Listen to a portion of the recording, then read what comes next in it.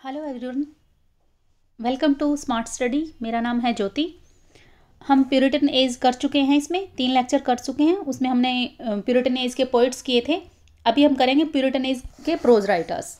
ठीक है, तो आज हम करेंगे प्रोज राइटर। लेक्चर हमारा 4th है और प्यूरिटन एज का टाइम पीरियड याद रखना आपको 1649 से लेके 1660 तक। ठीक है, चलिए देखते हैं। जो हमारे प्यूरिटन एज के राइटर्स हैं उनको 2 टाइप से डिवाइड किया गया है।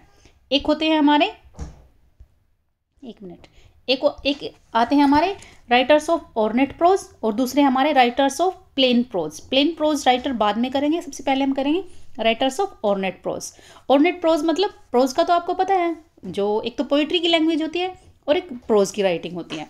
ठीक है, ऑर्नेट का मतलब होता है थोड़ा हाई फाई डिक्शन यूज़ करना, बोम्बेस्टिक वर्ड यूज़ करना, सिंपल लैंग्वेज में नहीं लिखना। ठीक है, तो वो होते हैं हमारे ऑर्नेट प्रोज। तो उससे रिलेटेड हमारे जो राइटर्स हैं वो हैं Robert Burton, Thomas Browne, Jeremy Taylor and John Milton. इसको हम कर चुके हैं, लेकिन इनका जो प्रोज में वर्क आएगा उसको डिस्कस करेंगे। तो सबसे पहले हम करेंगे रॉबर्ट बर्टन।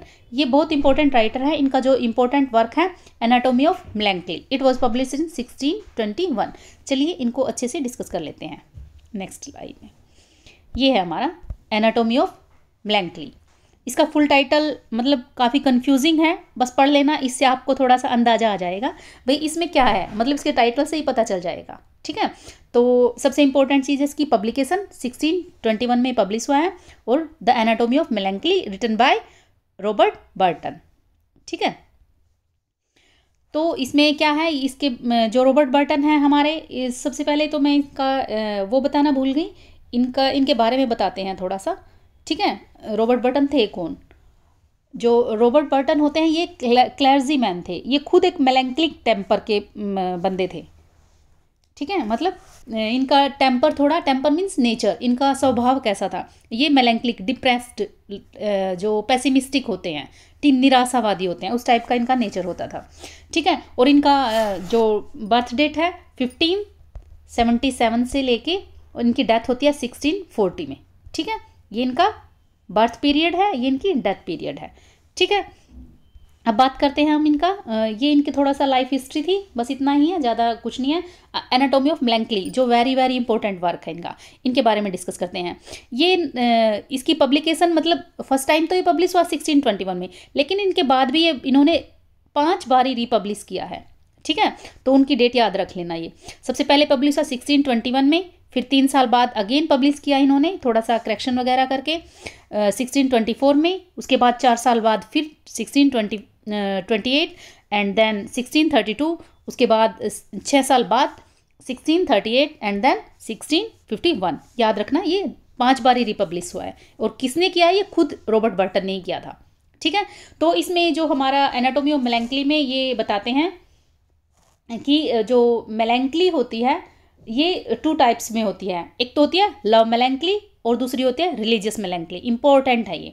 ठीक है, इसके टाइप्स इंपॉर्टेंट है, पेपर में पूछे जाते हैं। क्या कौन से टाइप है मेलैंकोली के? Love melancholy and religious melancholy. यहाँ से इतना ही पूछा जाता है। बस इसमें ये बात करता है क्या ये कितने प्रकार की होती है, जो मैंने अब बताया, रिलीजियस मेलैंकोली और लव मेलैंकोली। एंड देन इसके काज बताता है, क्या कारण होते हैं मेलैंकोली के, निराशावादी के, इसका क्या कारण होता है, सिम्टम्स बताता है, लक्षण बताता है, और फिर क्योर के बारे में डिस्कस कर रहा है। ठीक है, पढ़ लेना इसका थोड़ा, ये फुल टाइटल वैसे पूछा नहीं गया है इतना कभी। ठीक है, ये 2-3 बातें हैं, इसकी पब्लिकेशन और जो इसके टाइप्स और anatomy of melancholy written by Robert Burton. ठीक है, इतना ही इंपॉर्टेंट है यहाँ से। दूसरा वर्क है इनका Philosophaster. It is a Latin satirical comedy. बस इतना ही याद रखना इसका। ठीक है, ये इतना ज़्यादा पूछा नहीं जाता, क्वेश्चन आएगा तो सिर्फ यहीं से आएगा। ठीक है, चलिए नेक्स्ट राइटर देखते हैं। अब बात करते हैं हम Thomas Browne, ornate prose, writer of ornate prose. इनकी बर्थ डेट है 1605, इनकी बर्थ डेट है, और डेथ डेट है 1682। ठीक है, ही वॉज ए डॉक्टर। वो एक डॉक्टर होते हैं प्रोफेशन से, लेकिन उनका इंटरेस्ट एक स्कॉलर भी थे, साइंटिस्ट भी थे और मिस्टिक थे। ये मतलब इनका इंटरेस्ट विच क्राफ्ट में भी होता है। ये एस्ट्रोलॉजी में भी बिलीव करते थे, मैजिक, अल्केमी, विच क्राफ्ट, डेविल्स। विच क्राफ्ट मतलब राक्षस वगैरह, विच क्राफ्ट मतलब चुड़ैल होती हैं वैसे विच तो, है ना। तो इस टाइप की एस्ट्रोलॉजी इनमें भी विश्वास करते थे ये, ठीक है। एक बार एक इंसिडेंट होता है, कुछ दो लेडीज़ होती हैं जिनको उस टाइम में बोला गया ये वो विच हैं, ठीक है। उनको विच क्राफ्ट आता है, मतलब विच तो होता है चुड़ैल, और विच क्राफ्ट होता है जो उसके बारे में जानता वो, है ना। तो उसके बारे में कुछ लेडीज़ को उन पर आरोप लगाए गए, भाई ये विच क्राफ्ट के बारे में नॉलेज है या खुद एक विच है। तो इनको बुलाया जाता है, जो हमारे थॉमस ब्राउन है, भैया आपकी क्या राय है, क्या ये लेडी ऐसी हैं।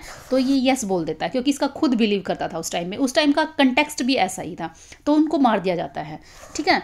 तो अभी बात करते हैं हम, ये उनका थोड़ा बर्थ डेट याद रख लेना, इनकी डेथ डेट याद कर लेना। और प्रोफेशन से ये क्या होते थे, डॉक्टर। ये क्या थे, डॉक्टर, लेकिन बिलीव करते थे एस्ट्रोलॉजी में भी, साइंटिस्ट भी थे, स्कॉलर भी, ठीक है, और मिस्टिक थे। तो डॉक्टर याद रखना है, क्यों याद रखना है, क्योंकि इनका जो वर्क है वो इसी से रिलेटेड है। जो इम्पोर्टेंट वर्क है इनका वो है रिलीजियो मेडिकी। रिलीजियो मेडिकी इनका पब्लिकेशन है 1642 है बेटा, यहाँ पे ठीक कर लेना 1642, ये यहाँ पे ठीक कर लेना। इनकी पब्लिकेशन याद रखने हैं, पिछले वाले वर्क की भी, एनाटोमी ऑफ ब्लैंकली की भी, और रिलीजियो मेडिकी 1642।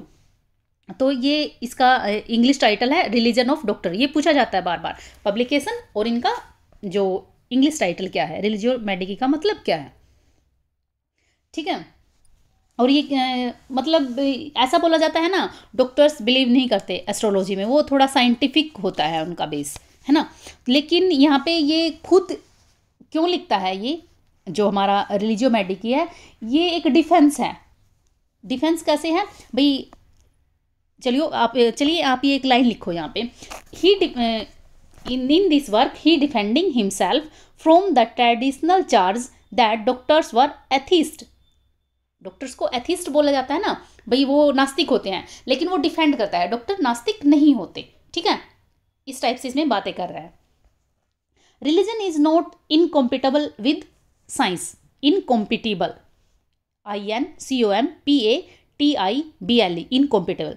रिलीजन साइंस से अलग नहीं है, ठीक है, ये बात करता है, ये इससे जुड़ा हुआ है। Every man's own reason is his best Oedipus, ठीक है। ये कोटेशन आती है यहाँ पे, कोटेशन क्या है, every man's own reason is his best Oedipus, ठीक है। इतना ही याद रखना, ज़्यादा नहीं। पब्लिकेशन, और ये अपने आप को डिफेंड कर रहा है, मतलब डॉक्टर्स को डिफेंड कर रहा है, वो एथिस्ट नहीं होते।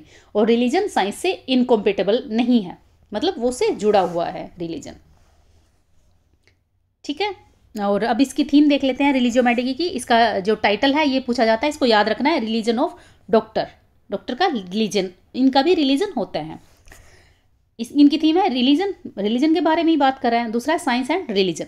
रिलीजन क्या है, इनका जो रिलीजन का जो बेस होता है, जिस रिलीजन के बारे में बात करते हैं, वो है इनका Christian value of faith and hope and charity, ठीक है। इनका रिलीजन का बेस क्या है, faith and hope and charity, these are the values of Christian.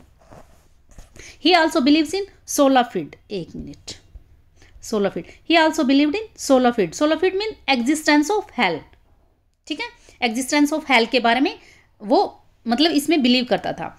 Last judgement, जो भी बाइबल में जो रिलीजियस बातें हैं वो इन सब चीज़ों में विश्वास करते थे, इंपॉर्टेंट चीज़ है।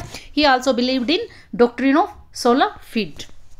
दूसरा हमारा साइंस एंड रिलीजन, इसकी थीम के बारे में बात कर रहे हैं, ठीक है। ये बता ही रहे हैं, साइंस और रिलीजन को हम अलग नहीं कर सकते, ठीक है। इस टाइप से इसमें बातें करते हैं। नेक्स्ट वर्क देखते हैं इनका, ये वेरी वेरी इंपॉर्टेंट है, और सब छोड़ देना, इस वर्क को मत भूलना, ठीक है। अभी देखते हैं इनका, इनके सिर्फ टाइटल पूछे जाएंगे। स्यूडोक्सिया एपिडेमिका, इतना ही टाइटल, फुल टाइटल थोड़े कंफ्यूजिंग है, आप पढ़ लेना, बस इतना याद रखना, स्यूडोक्सिया एपिडेमिका। और इसका इंग्लिश में नाम क्या है, vulgar error. He talks about vulgars and common error, superstition of this his age. It was appeared in 1646। इतना याद नहीं रखना, एप्लीकेशन इतनी इंपॉर्टेंट नहीं है, बस इसका जो इंग्लिश टाइटल है वो इंपॉर्टेंट है। और ये किसका वर्क है। हाँ, एक बात थी, जो हमारे थॉमस ब्राउन होते हैं वो बैकोनियन मेथड में बिलीव करते हैं, मतलब उस बिलीव नहीं, उसकी तरफ इनका थोड़ा इंक्लिनेशन था, उनकी तरफ झुकाव था। बैकोनियन मेथड क्या होता है, जो हमारे फ्रांसिस बैकन आए थे ना हमारा, जिनके जो साइंटिफिक होता है, थोड़ा जो मेथड साइंटिफिक होते हैं उसको बैकोनियन मेथड बोल देते हैं, ठीक है। तो उनकी तरफ थॉमस ब्राउन है, उनका झुकाव था बेकोनियन मेथड की तरफ। और सबसे पहले जो जो एविडेंस ऑफ हिज बेकोनियन मेथड जहाँ कहाँ पर देखने को मिलता है इनको, सुडोक्सिया एपिडेमिका, यहाँ पे इनका ये जो पहला साक्ष्य देखने को मिलता है इस वर्क में। ठीक है, इतना याद रखना। सुडोक्सिया एपिडेमिका का मतलब क्या है, वल्गर एरर, और written by Thomas Browne. Next work है हाइड्रोटाफिया या फिर अर्न बारियल, हाइड्रोटाफिया या अर्न बारियल।